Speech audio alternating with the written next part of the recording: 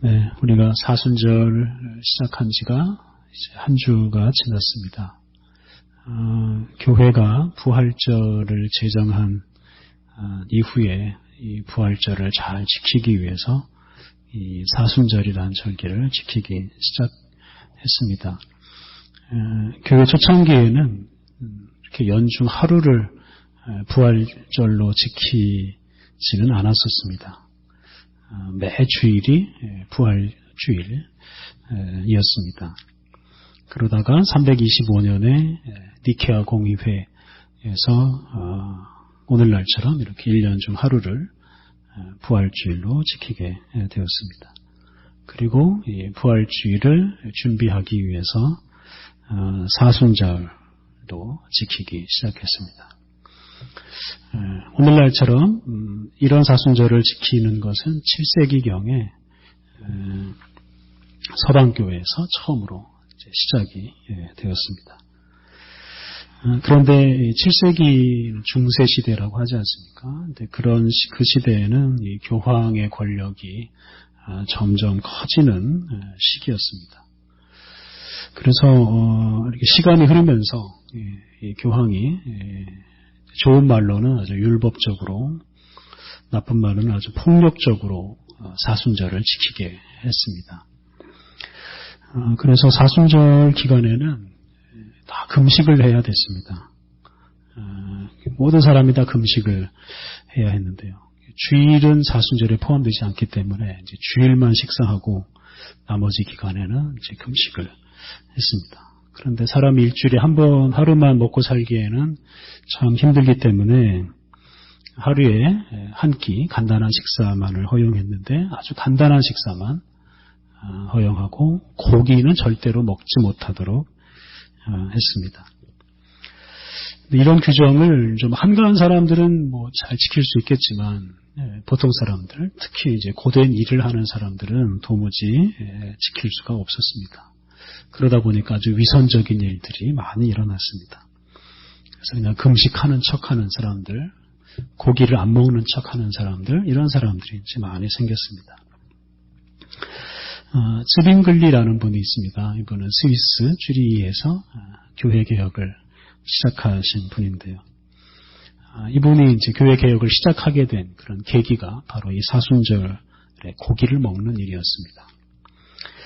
이분이 한 번은 사순절 기간에 그 고된 일을 하는 인쇄업자들이 몰래 소세지를 만들어서 먹는 그런 모임에 참석을 했습니다. 물론 이제 본인은 먹지 않았지만 사람들이 소세지를 먹는 것을 목격을 했습니다. 이건 육식을 아주 엄격하게 금한 사순절 규례를 어긴 범죄였습니다. 그래서 그 당시 교회의 사제, 목사였던 츠빙글리가 이걸 말리고 또 이제 고발하고 훈계를 해야 됐는데 그냥 내버려뒀습니다. 그냥 먹도록 두었습니다. 그런데 그곳에 있는 한 사람이 이 소시지 먹은 사람들하고 츠빙글리하고 다 고발을 했습니다. 그래서 이제 큰 논쟁이 이제 벌어졌는데 그때 츠빙글리가 음식의 선택과 자유에 관하여라는 교회 개혁에 관한 첫 번째 논문을 이제 써서 고기 먹는 사람들을 아주 적극적으로 옹호했습니다. 그러면서 사순절을 지키는 그런 율법적인 방법, 폭력적인 방법에 대해서 비판을 하기 시작했습니다. 이것이 스위스 교회 개혁의 시작이 되었습니다. 그래서 츠빙글리는 이후로 사람들이 인위적으로 만들어낸 그런 교회의 여러 가지 제도들을 하나하나 없애면서 교회를 새롭게 만들었습니다. 그래서 교회 개혁이라는 건 뭘 새로운 걸 만들어내는 게 아니라 그 당시에 있었던 비성경적인 것들을 하나하나 없애는 것이 바로 개혁이었습니다. 이런 사람의 생각, 사람의 행동, 사람이 만들어낸 것들이 이렇게 교회를 더럽힐 때가 참 많습니다. 그래서 우리들이 늘 교회 안에서 이런 인위적인 것들을 제거하기 위해서 늘 노력해야 합니다. 그런데 그러기 위해서는 우리가 우리 자신에 대해서 늘 겸손해야 됩니다. 이런 사람의 생각, 사람의 행동이 오히려 교회를 타락하게 할 수 있다는 이런 두려운 마음을 늘 우리가 품고 살아야 합니다. 오늘 욥기 말씀을 묵상하는데요. 사람의 한계를 아주 분명하게 알려주는 말씀입니다. 욥기는 총 42장으로 되어 있는데요. 오늘 우리가 그 중에서 42장 마지막 장을 읽었습니다. 우리가 잘 아는 대로 욥기는 잠언, 전도서와 함께 지혜서로 분류가 됩니다. 이 세 지혜서 중에서 잠언이라는 책은 전통적인 지혜이고요. 그리고 욥기와 전도서는 새로운 지혜서입니다. 그래서 한편으로는 전통적인 지혜에 대항하기도 하고 한편으로는 전통적인 지혜를 보완해주는 그런 지혜 역할을 합니다. 그래서 예를 들면 잠언은 주로 성실하고 정직하게 살아가는 사람이 복을 받는다라고 말하는 지혜입니다. 반면에 욥기와 전도서는 성실하고 정직하게 산다고 해서 모든 게 다 잘 되는 것은 아니다. 이런 말씀을 전합니다. 성실하고 정직하게 살아도 망하는 사람들이 있다. 이걸 우리가 생각하지 않으면 온전한 지혜를 얻지 못한다. 이런 말을 합니다. 욥기에 등장하는 욥이라는 사람도 정말 성실하고 정말로 정직한 사람이었습니다. 욥은 죄를 짓지 않기 위해서 참 많이 노력한 사람입니다. 하나님 앞에서 마음으로도 죄를 짓지 않기 위해서 정말로 무진 애를 쓴 사람이었습니다. 다른 사람이 보기에도 그랬습니다. 그래서 욥기 1장 3절을 보면 욥은 동방 사람 중에 가장 훌륭한 사람이다. 이런 평가를 받았습니다. 그런 평가를 받을 뿐만 아니라 그런 평가와 함께 많은 재산, 또 많은 가족 이런 것들을 보상으로 받았습니다. 동방에서 가장 훌륭한 사람이기 때문에 이렇게 부자로 살고 많은 가족과 함께 사는 것이 당연하게 보입니다. 그런데 이렇게 의롭고 이렇게 정직하고 성실한 욥에게 아주 갑작스럽게 재앙이 닥칩니다. 재산이 다 사라지고 가족들마저도 다 죽습니다. 그래서 욥 자신도 그렇고 욥 주변 사람들도 그렇고 도대체 왜 욥에게 이런 일이 일어나는지 도무지 알 수가 없었습니다. 받아들이기가 힘들었습니다. 그래서 성실하고 정직한 사람은 복을 받고 게으르고 악한 사람들은 벌을 받는다는 이런 전통적인 지혜만 가지고는 이런 욥이 겪고 있는 이런 문제를 해결해 줄 수가 없었습니다. 그래서 욥기는 이렇게 성실하고 정직한 욥에게 닥친 이 고난, 재앙을 해결하는 지혜서입니다. 욥의 문제가 어떻게 해결되는지 우리가 살필 텐데요. 욥기 3장을 보면 욥이 이런 문제를 받아들이지 못하고 반항하는 것에서부터 시작합니다. 욥기 3장 1절부터 3절 말씀을 보면 욥이 이렇게 말을 합니다. 그 후에 욥이 입을 열어 자기의 생일을 저주하니라. 욥이 입을 열어 이르되 내가 난 날이 멸망하였더라면 산의 아이를 베었다 하던 그 밤도 그러하였더라면. 욥이 자기 생일을 저주하고 차라리 내가 태어나지 않았더라면 이런 한탄을 합니다.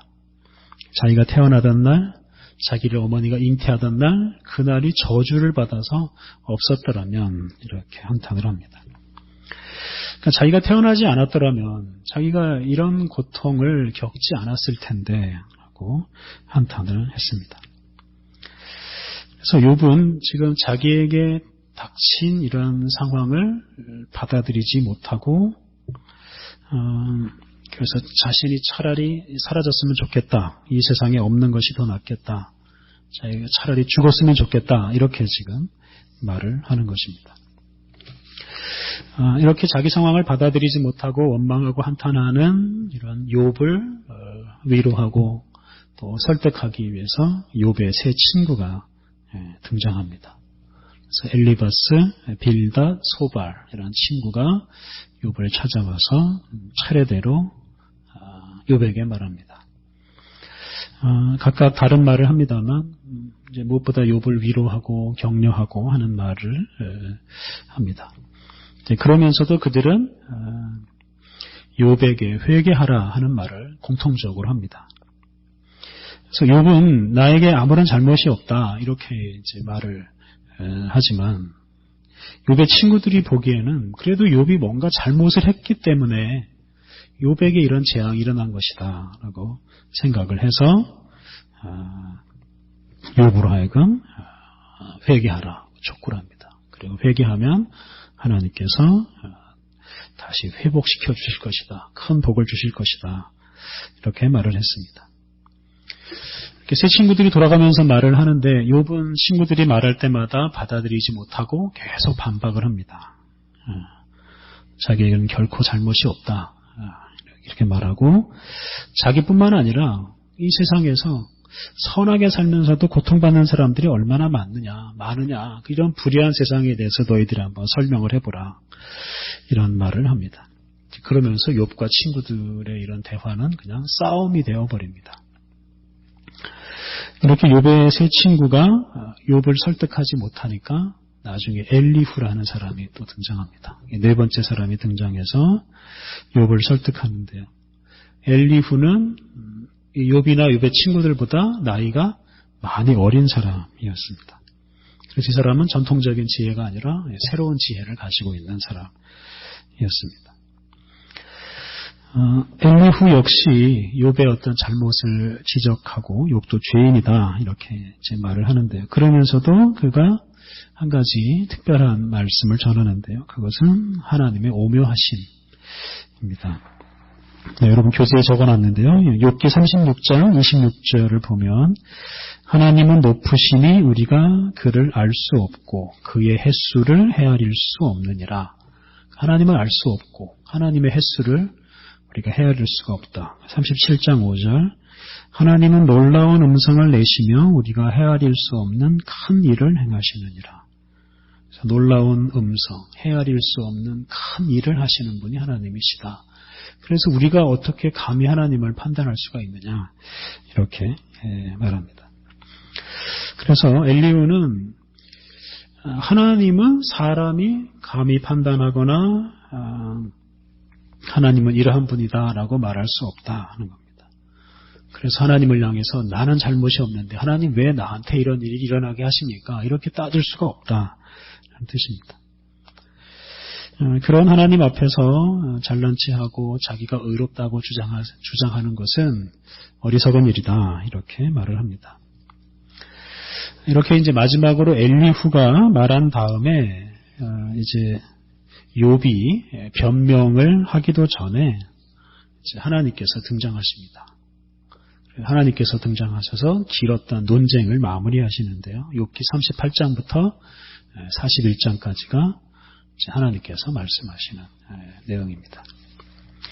그래서 여기에 등장하는 하나님께서 욥의 궁금증, 그러니까 왜 의로운 사람에게 이런 고통스러운 일이 일어나느냐, 이런 어떤 욥의 궁금증을 전혀 해소해 주질 않으십니다.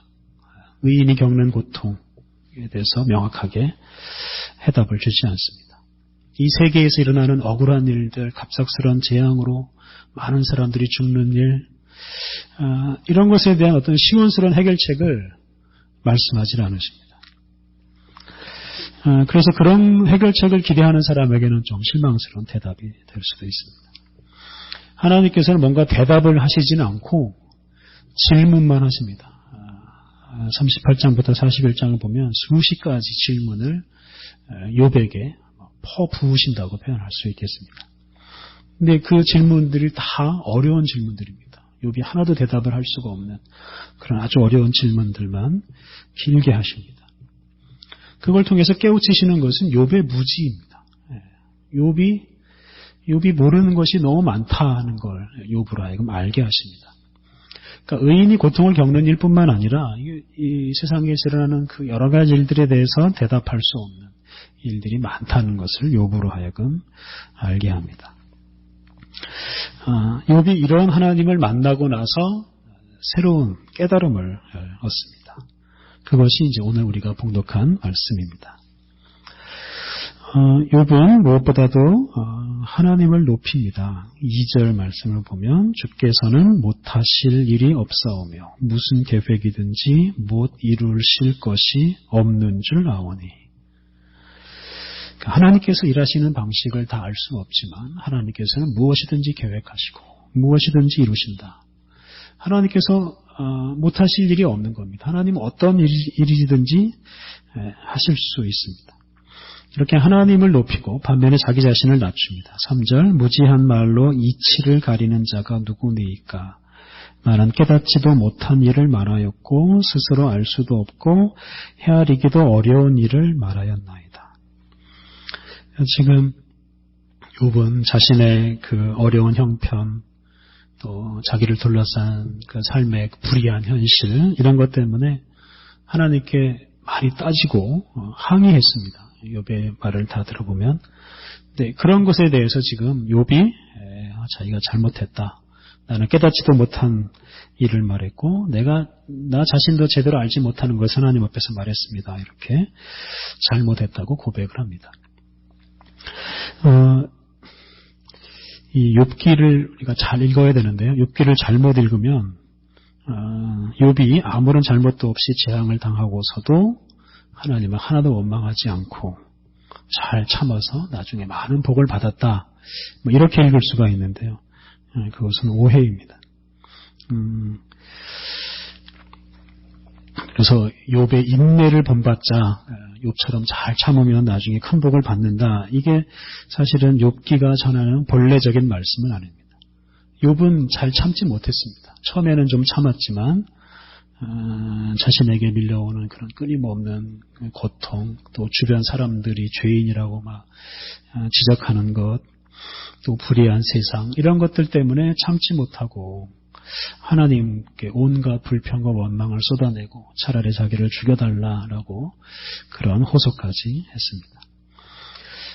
그런데 이제 하나님께서 등장하신 후에, 그러니까 욥이 하나님을 만난 후에 비로소 자기 자신의 잘못을 인정하고 극적으로 회개하게 됩니다. 그래서 욥이 극적으로 회개하게 된 그 이유를 5절이 잘 설명합니다. 5절 내가 주께 대하여 귀로 듣기만 하였사오나 이제는 눈으로 주를 배웁나이다. 하나님에 대해서 귀로 듣는 것하고 눈으로 보는 것, 이거 두 사이에는 큰 차이가 있습니다.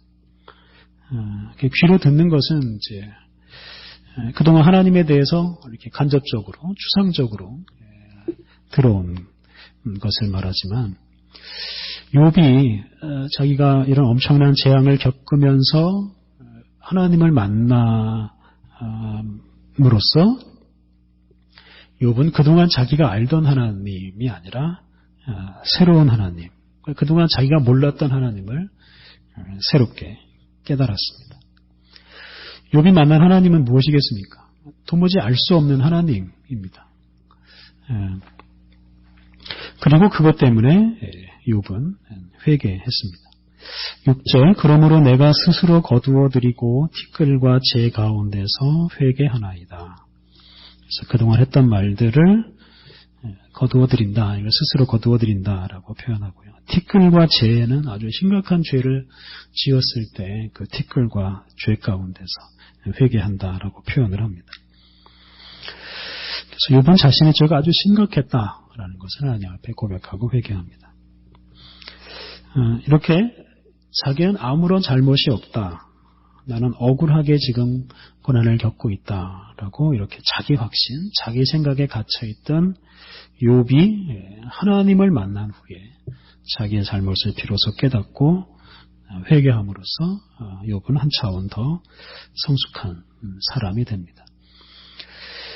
그래서 이제 달라진 욥이죠. 이후에 자기가 겪게 되는, 만약에 똑같은 일을 겪는다 하면 조금 더 성숙하게 그러한 일에 대처하게 되었을 것입니다.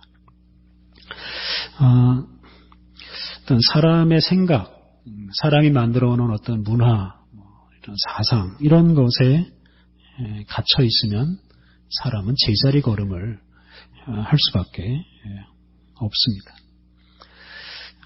그런데도 사람들은 대개는 자신들이 만들어 놓은 어떤 틀에, 자기 생각에 갇혀서 사는 경우가 많이 있습니다. 우리가 그런 것들을 하나하나 다 깨내야만 우리 자신이 성장하고 우리 공동체가 새로워질 수가 있습니다. 루터가 교회를 개혁할 당시에 그 교회에는 온갖 인위적인 것들이 아주 가득했습니다. 앞에서 말씀드린 대로 이런 사순절 같은 이런 교회의 여러 절기들이 사람들을 아주 억압하고 괴롭히는 이런 수단으로 변질되어 버렸습니다. 한편으로는 또 돈을 걷어내는 이런 제도도 많이 만들어냈습니다. 그 대표적인 게 면죄부라는 것입니다. 그래서 면죄부라는 증서를 만들어서 판매를 하지 않았습니까? 신앙생활이라는 게 돈 열심히 벌어서 돈 주고 면죄부를 사서 그걸로 자신의 죄를 용서받는 것으로 신앙생활이 아주 이상하게 변질되어 버렸습니다. 당시 교황이 자신의 권력을 유지하고 증대하기 위해서 온갖 타락한 제도를 만들어내고 사람들로 하여금 그것을 지키도록 강요했습니다. 루터라는 분도 그런 제도 밑에서 태어나서 성장을 했습니다. 그러다 보니 자기도 그런 제도를 따라서 당연한 걸로 받아들이면서 살았습니다. 그러다가 이 루터가 그 자신의 그 구원의 문제를 가지고 엄청난 고민을 많이 합니다. 그러면서 그 자신의 구원이 어떻게 이루어지는가라는 문제를 가지고 성경 말씀을 공부하고 기도하고 그러다가 극적으로 하나님을 만나는 경험을 합니다. 그러면서 자신의 구원은 그 당시 교회가 만들어낸 여러 가지 제도로 이루어지지 않는다라는 이런 확신을 하게 됩니다. 그러니까 하나님을 만난 이후에 당시 교회의 여러 가지 제도, 또 신앙생활의 한계를 발견하고 그런 제도들을 이제 없애는 일에 목숨을 걸고 나서게 됩니다. 그래서 당시 사람들이 만들어낸 그런 미신적인 그 신앙생활 습관을 하나하나 없애기 시작합니다. 그 당시에 신앙생활 하는 사람들은 성경을 한 구절도 읽지 않고 신앙생활을 하던 사람들이었습니다. 집에 가면 온갖 그 성인을 숭배하는 그런 풍습에 빠지고 예배당에 나가서는 성경 말씀 이해할 수 없는 라틴어로 읽는 성경 말씀을 듣고 설교도 제대로 하지 않았었기 때문에 설교를 들을 기회도 없었고 그냥 성찬식에서 주어지는 빵 한 조각 그것만 받아 먹는 것으로 신앙생활을 그냥 잘 하는 것으로 여겼습니다. 그래서 루터는 이런 인위적인 제도의 신앙생활 제도에 갇혀 있는 이런 사람들을 벗어나게 하기 위해서 가장 먼저 한 일이 성경을 번역하는 일이었습니다.